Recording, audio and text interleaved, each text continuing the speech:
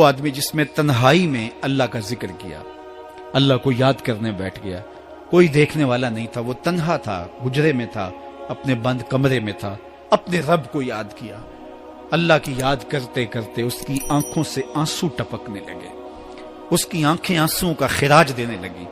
تو میرے اور آپ کے آقا و مولا نے فرمایا کہ یہ آنسو اتنے قیمتی ہیں، ان آنسوؤں کے بدلے میں قیامت کے دن اسے عرش الہی کا سایہ نصیب ہوگا، عرش الہی کا سایہ اسے نصیب ہوگا ان آنسوؤں کے بدلے میں۔ رومی علیہ رحمہ فرماتے ہیں جہاں پانی گرتا ہے وہاں سبزہ اگتا ہے، جہاں آنسو گرتے ہیں وہاں رحمت اترتی ہے۔ تو اس لیے جو اللہ کی یاد میں رونے کا لطف ہے اور اللہ کی یاد میں آنسو بہانے کا اجر اور صلہ رکھا گیا ہے، یہ گناہوں کو دھو ڈالتا ہے، یہ اندر کی صفائی اور ستھرائی کا سبب اور ذریعہ ہے۔ میرے اور آپ کے آقا و مولا نے فرمایا راتوں کی تنہائیوں میں اٹھ کے قرآن پڑھا کرو اور قرآن پڑھتے ہوئے رویا کرو۔ پھر فرمایا فَإِلَّمْ تَبْكُوا فَتَبَاكُوا، اگر رونا نہ آئے تو رونے کی کوشش کیا کرو۔ حضرت داتا گنج بخش علی حجویری سے ایک مرید نے کہا حضرت اگر رونے کی کوشش کریں پھر بھی رونا نہ آئے، فرمایا پھر اپنے مقدر پہ رویا کرو۔ تم اتنے سنگ دل ہو گئے ہو کہ تمہاری آنکھیں آنسوں کا خراج نہیں دیتی۔ جو رونا نہیں جانتا وہ اللہ کی رحمتوں کو اور اللہ کی کرم نوازیوں کو کیسے سمیٹ پائے گا؟ بچہ روتا ہے تو ماں دودھ دیتی ہے، جب بندہ اللہ کے حضور الہاؤ زاری کرتا ہے، عجز کرتا ہے، انکساری کرتا ہے تو اللہ کی رحمتوں کو جوش آتا ہے اور اللہ تعالیٰ کی رحمتیں اس پہ برستی ہیں، اور اس کے نہ صرف گناہ معاف ہوتے ہیں بلکہ اللہ تعالیٰ اس کے گناہوں کو بدل کے نیکیوں میں تبدیل کر دیتا ہے۔ ایک فقیر تھا، ملنگ درویش، اللہ کا بندہ، اس کی عادت یہ تھی کہ اپنے ڈیرے پہ آنے والوں کو کھلاتا، ان کو پلاتا، ان کی ضروریات کا خیال رکھتا، لیکن کو مالی آسودگیاں نہیں تھی۔ ہوتا یہ تھا کہ بعض اوقات لوگ آتے تو ادھار لے کر کے وہ لوگوں کو کھلا دیتا۔ خیر چونکہ فقیر کا مزاج یہ ہوتا ہے کہ لوگ آئیں اس کے ڈیرے سے کھائیں، بابا بلے شاہ نے بھی کہا تھا نا، اٹ کھڑک کے دکڑ بجے تتا ہووے چلا، آن فقیر کھا کھا جاون راضی ہووے بلا۔ یہ فقیروں کا مزاج ہے، تو جو بھی آتا اس کے ڈیرے سے کھاتا اور وہ ادھار اٹھا اٹھا کے لوگوں کی ضروریات کو پورا کرتے رہتے۔ وقت آخر آ گیا، جن لوگوں نے ادھار دیا تھا وہ سارے تقاضا کرنے آ گئے۔ اب بابا جی کو کیا فکر لاحق ہے کہ یہ میرے مہمان اور میں ان کو کچھ پیش کرنے کی صلاحیت نہیں رکھتا۔ ایک بچہ تھا، وہ کچھ سامان بیچ رہا تھا، پتیسا بیچ رہا تھا یا کوئی اور چیز بیچ رہا تھا۔ اس نے گلی سے گزرتے ہوئے آواز لگائی، خادم کو کہا سے بلا کے لاؤ، کہا تم بیچ رہے ہو تو میرے مہمانوں کو کھلا دو۔ بچہ بڑا خوش ہوا کہ میں سارا دن گلیوں میں گھوم کے یہ پتیسا بیچنا تھا، اب یہ ایک جگہ ہی سارا فروخت ہو گیا تو یہ تو موج لگ گئی، میں جلدی گھر چلا جاؤں گا، میری ماں خوش ہوگی۔ تو سارا ان مہمانوں کو کھلا دیا گیا اور اس کے بعد کہا بابا جی پیسے؟ کہا تم بیٹھ جاؤ، جب ان کو ملیں گے تو تجھے بھی مل جائیں گے۔ وہ بیٹھ گیا، 2 4 10 منٹ بیٹھا تو بچہ تھا، پھر کھڑا ہو گیا، بابا جی پیسے؟ کہا جب ان کو ملیں گے تو تجھے بھی مل جائیں گے۔ پھر آدھا گھنٹہ گزرا تو پھر اس نے کہا بابا جی پیسے؟ میری ماں میرا انتظار کر رہی ہے، ہمارے گھر کا چولہا اسی سے جلتا ہے، میں یہ پیسے لے کر جاؤں گا اور میری ماں کوئی ہنڈیا خریدے گی اور ہم شام کا گھر کا کوئی سلسلہ کریں گے۔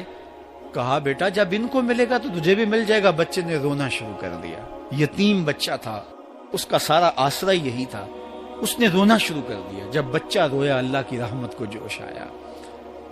کوئی مرید نذرانہ لے کے ان بزرگوں کے پاس آ گیا اور اشرفیوں کی بھری ہوئی تھیلی پیش کی۔ وہ اتنے پیسے تھے کہ اس بچے کو بھی دیے، جتنے لوگ آئے تھے سب کا قرض چکایا، کہا جاؤ گھروں کو۔ تو سب نے کہا بابا جی ہم صبح سے بیٹھے ہوئے تھے تو یہ نذرانہ دینے والا صبح سے نہیں آیا تو اب کیسے آ گیا؟ کہا صبح سے تمہارے اندر کوئی رونے والا نہیں تھا، ایک رونے والا آیا تو باقیوں کا بھی کام بن گیا۔ بعض اوقات کسی ایک شخص کی وجہ سے باقیوں کی خطائیں بھی معاف ہوتی ہیں۔ آج ہم اجتماعی طور پہ تا حد نظر اندر باہر اوپر نیچے اتنے لوگوں کے ہجوم میں اللہ کی بارگاہ سے یہ توقع رکھتے ہیں کہ مالک کتنے ہجوم میں کوئی ایک تو ہوگا جو تیرا لاڈلا ہوگا، کوئی ایک تو ہوگا جو تیرا بہت قریبی ہوگا، کوئی ایک تو ہوگا جس پہ تیری رحمتیں برسیں گی۔ تو مالک اس کے صدقے سے ہماری خطائیں بھی معاف کر دے، ہمارے گناہ بھی معاف کر دے۔ کوئی ایک رونے والی آنکھ مل گئی تو باقیوں کا بھی کام بن جائے گا۔ اٹھ فریدا ستیا تے میلہ ویکھن جا، वत कोई बख्शिया मिल जावे ते तू ही बख्शिया जावे। मेरे मालिक हम सब की खताएं माफ कर दे, हम सब से दरगुजर फरमा और हम सब के बातन को सुथराइयां दे दे, हमारे अंदर को पाकीज़गियां दे दे। बहुत वक्त मैंने और आपने साहिब गुजार लिया, तेजी के साथ जिंदगी बीत रही है। मैं अगर अपने आप को देखूं तो मेरी जिंदगी कितनी बहारें काट चुकी है।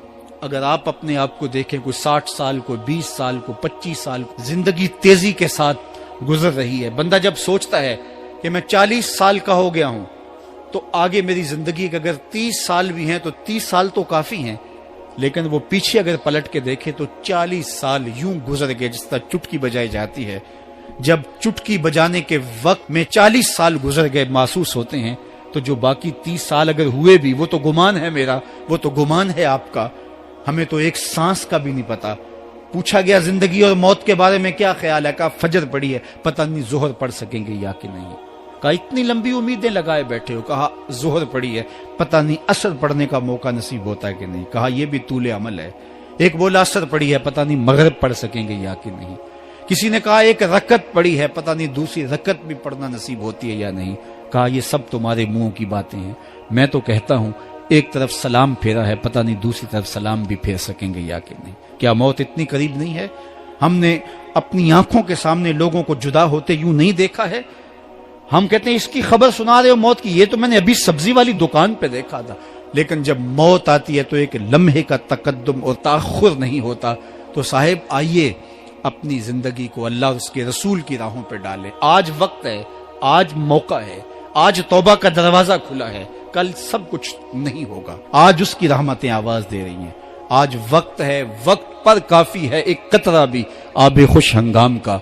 जल गया जब खेत बरसा मी तो फिर किस काम का। अब आइए सुनिए, इस कायनात के अंदर हमें वो खवातीन मिलेंगी जो पर्दे के पीछे थी, लेकिन पर्दे के सामने मां नहीं आई, अब्दुल कादिर जीलानी आए। मां पर्दे के पीछे थी, पर्दे के सामने फरीदुद्दीन गंजे शकर आए। मां पर्दे के पीछे थी, मेहरो मां ने भी आंचल नहीं देखा, लेकिन पर्दे के सामने करबला में हुसैन इब्ने अली आए।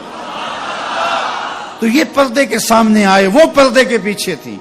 तो जब माएं पर्दे के पीछे हों तो फिर बेटे जो हैं वो पर्दे के सामने आके वो नक्श सबत करते हैं कि जो लोगों के जिंदगी के नकूश को जो है वो उजाल देते हैं और तकदीर बदल देते हैं। तो इसलिए माओं की जिम्मेदारियां घर संभालना है। जब माएं घर संभाल लेती हैं तो बेटे बहरो बर